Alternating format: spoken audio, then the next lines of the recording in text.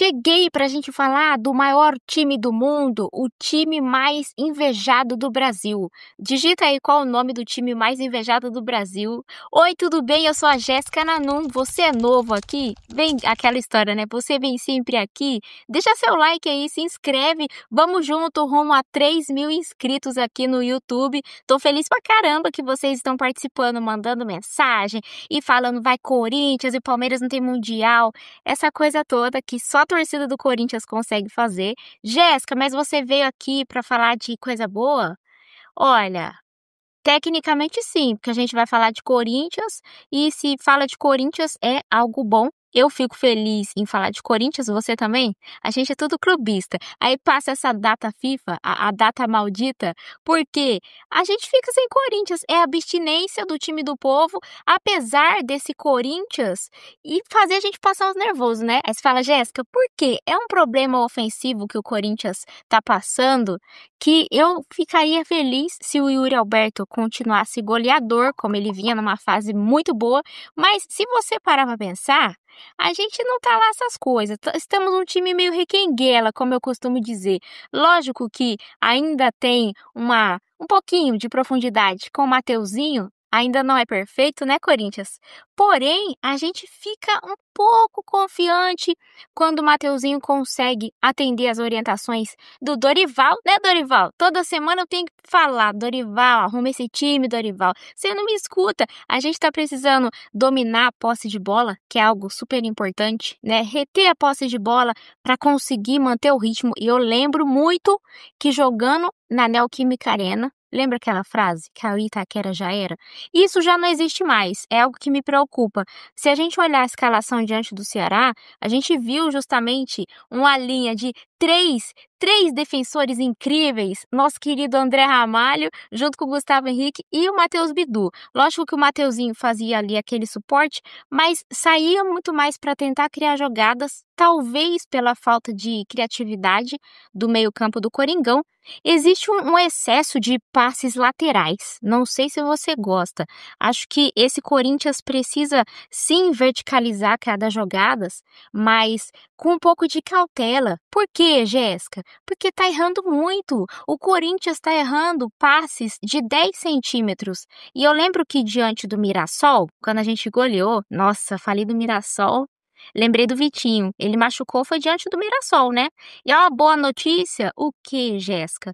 Que ele vai voltar, né? Já era previsto para ele voltar só em janeiro, mas ele já se recuperou, já tá ali fazendo a transição, participando dos treinamentos. Eu fico feliz em ter o Vitinho de volta no Corinthians, porque é um jogador veloz que faz uma boa participação.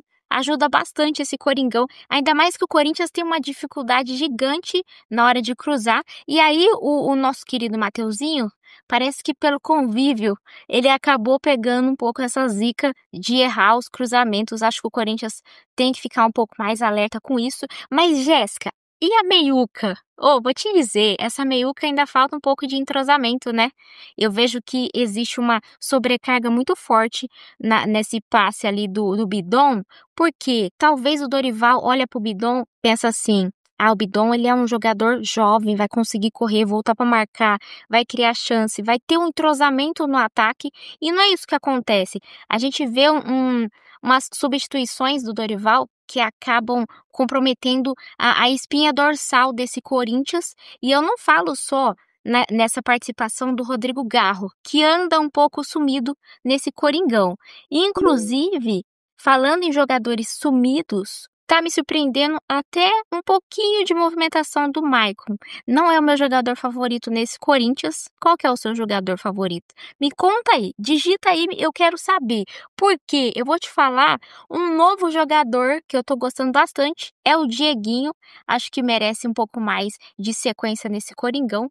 É um acerto estratégico, tá, Dorival? Eu curti pra caramba. Acho que a gente melhorou uma marcação efetiva, mais presente, conseguiu fluir com um pouco mais de leveza. Lógico que a gente ainda tem tinha ali um meio-campo do Ceará muito presente, marcando em cima, mas a gente melhorou com uma eficiência um pouco mais tranquila na hora da transição. Acho que é um ponto que já vem batendo na tecla, né? Eu sempre falo aqui no canal, porque o Corinthians tem que fazer o quê? Jogando em casa, Corinthians, controlar o ritmo de jogo. Então não dá para ficar esperando a todo momento o adversário vir para cima, né? E tentar fazer o que quer. A gente fala assim, nossa, tá fazendo o que quer, tá na casa da mãe Joana. Coitada da dona Joana.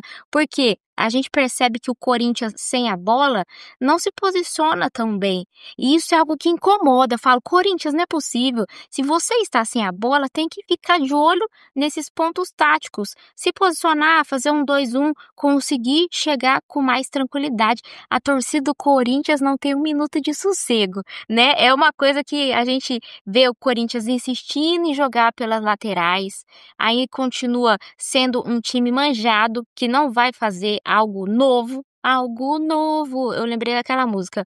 Mas a aula tática do Ceará foi impressionante, porque em vários momentos eles tinham pouca posse de bola, mas ainda assim conseguiam chegar, né? Lógico que a gente tinha o Felipe Longo no gol, apesar, né, da ausência do Hugo Souza. Eu vi um Corinthians explorar muito pouco o erro do Ceará e é algo que incomoda. A gente tem um bloco defensivo muito baixo e eu acho que às vezes poderia arriscar algo diferente, tá, Dorival?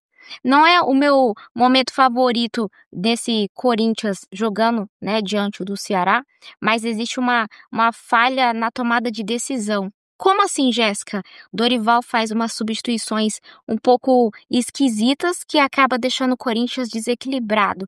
E aí é onde o Corinthians perde o ritmo do jogo, que já não era dos melhores, e a gente fica numa expectativa para que o Dorival consiga organizar o timão.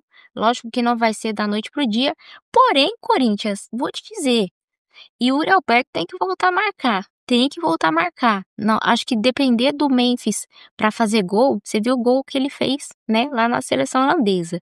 Aí eu recebi umas mensagens do pessoal falando: "Ah, porque lá na seleção o Memphis joga demais, no Corinthians ele não faz nada". Ele tá sendo muito mais participativo agora. Eu entendo quando ele sai emburrado na substituição, Dorival não deixa ele ali, tem que deixar jogar. Se ele tá mostrando essa vontade de participar, de contribuir com o grupo, qualquer tentativa que ele arriscar vai ser importante. Então, acho que os jogadores chaves são Yuri Alberto e o Memphis. Então, deixar os dois ali o máximo de tempo possível, você vai falar, Jéssica, mas aí vai comprometer, pode acontecer uma lesão, pode levar um cartão. Ô, gente, tudo bem, né? Tá correndo um risco, mas o Corinthians tá precisando somar pontos. E para somar pontos, vai ter que ter uma inteligência para sair jogando, conseguir avançar, arriscar. Não é Neymar, mas tem que ter ousadia e alegria, entende? Então acho que depois de vitórias, o Dorival precisa manter o que dá certo e excluir o que dá errado. E a gente não vê Dorival fazendo isso, Dorival. Você, por favor, me ajuda, porque são pontos táticos de contra-ataque, por exemplo. Pensa comigo. O Corinthians está falhando em contra-ataque. Não consegue já pegar a bola no time certo e partir para cima. Não, ele fica parado, olhando. Aí, ao invés de explorar os erros de um Ceará, por exemplo, de um Red Bull Bragantino, fica parado, esperando a bola chegar. E isso é algo que também incomoda a fiel torcida. Eu fico estressada, porque a gente olha um Corinthians que tem poder de reação, já vimos isso em vários jogos nessa temporada. Não é à toa que o Corinthians conseguiu retomar, virar o placar, ganhar o Paulista. Lógico que não era o Dorival, mas é o mesmo grupo, entende? Chegaram poucas peças depois daquele título paulista. Aquele dia foi mágico, gostei demais. Porém, a gente espera uma participação mais efetiva do Rodrigo Garro, um pé mais calibrado do Yuri Alberto. E eu não vou ficar aqui só cornetando Garro, Maicon, Bidon, porque ainda tem os desfalques. Lógico que o Ranieri vai voltar em breve, tem a presença do Martínez, que é importante. Então, o plantel é muito bom. Então, eu não vou deixar você vir aqui e ficar falando que o time do Corinthians é ruim, não. O time do Corinthians é bom, é forte, consegue controlar o ritmo se quiser. Mas precisa mudar a postura, mudar a mentalidade. Como diz o Neneca, mentalidade vencedora, né? Deixa aí seu like, sua opinião, comentário. Gostou desse tipo de vídeo? Galera pede bastante, trouxe aqui uma resenha diferente, mas eu vou seguir conectada com vocês nas outras redes, ó. Beijo grande, amo vocês. Coração coreano, só que é coração coreano, tá? Até a próxima, beba água e vai Corinthians!